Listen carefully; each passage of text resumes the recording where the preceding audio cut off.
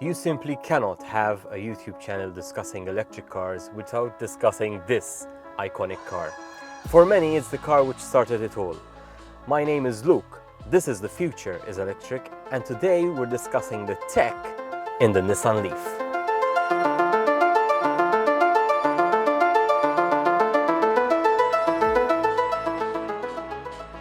For a long time, the Nissan Leaf held the title as the world's best-selling electric car, and with good reason, because Nissan have produced and sold 500,000 units globally up until 2021. Now, if you don't know, Leaf is actually an acronym. It stands for Leading Environmentally Friendly Affordable Family Car. So this is a car that Nissan developed from the ground up. They were pioneers in this space after all. Now, around 6 years before the production of the Leaf, Nissan were having financial troubles, and as they started cutting away at their R&D program to cut costs, the one which stood out which they didn't cut was the development and the research into lithium-ion batteries. And that was a bet which has paid off, because here we are 20 years later, when the automotive industry is all scrambling to figure out the electric revolution. Nissan have not only positioned themselves strongly in the present, but perhaps are even shaping the future to come.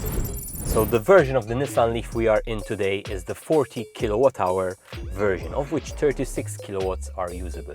Now, the battery pack found under the passenger compartment is divided into a number of modules. In fact, there are 24 individual modules in this Nissan Leaf. Each module has 8 battery cells, and they are Nissan-made battery cells, which is a rather rarity in the industry at the moment. Now, Nissan produced those cells through their subsidiary, which is AESC, which was a joint venture they formed with NEC and the Token Corporation some 11 years ago. Nissan originally owned a 51% stake in that company. They have since reduced their stake to around 20%, reason being, as demand grows, they need to buy batteries from other suppliers anyway to keep up with demand. Now, one thing that the AEC company prides itself on, and with good reason, is their safety record concerning the battery. So in 11 years of development, 600,000 electric vehicles on the road, they have had 0 critical incidents involving the battery. Now, by 2030, Nissan will increase their investment in Sunderland by $2.5 billion in order to start not only expand their current production, but also to start on their new cell technology, the NCM811 cells. This 40 kilowatt-hour version achieves a WLTP range of 270 kilometers. Now, of course, that does fluctuate both up and down. If you want to learn more about how range changes in an electric vehicle, be sure to check out my video on the Smart EV, where I go into detail on this factor. So this is actually the same motor which is found in the previous generation Nissan Leaf. They have upgraded the inverter, which is sort of part of the motor, and because they have a bigger battery pack now, they're able to draw more power, and thus the motor is more powerful. The motor is the EM57. It delivers 110 kilowatts of power and 320 Newton meters of torque. Now, the motor is an AC permanent magnet synchronous motor. If you want to learn more on that, check out my video on the Renault Zoe. Against any comparable car, you are probably the first out of the traffic lights, because the Nissan Leaf achieves a 0 to 100 km per hour in 7.9 seconds. And that is coming from the torque provided by the motor of 320 Newton meters. So this car has 3 regenerative braking modes, and for me this has to be the highlight of the Nissan Leaf, because what they've done is they've added an additional mode above and beyond what we'll find in other EVs, which is their famous e-pedal, or their one-pedal driving. So what this does, it combines the regen of the electric motor with the traditional friction brakes. And you can honestly drive this car using one pedal. It's actually extremely comfortable, especially in traffic.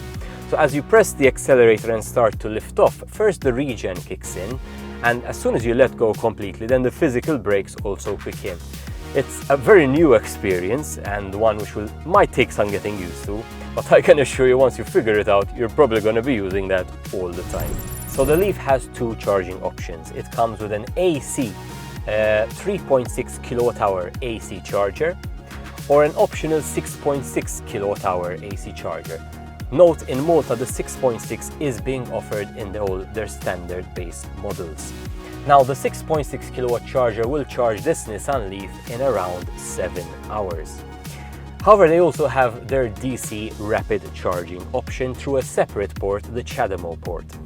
Now that achieves 46 kilowatt hours on DC, which means the car can charge in just 40 minutes.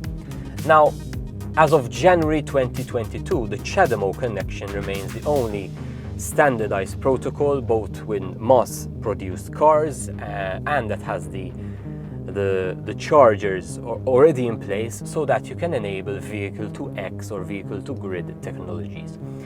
If you want to learn more on that, I think it's an excellent technology, which is we're going to end up seeing this in all cars eventually. But Nissan are driving the way here.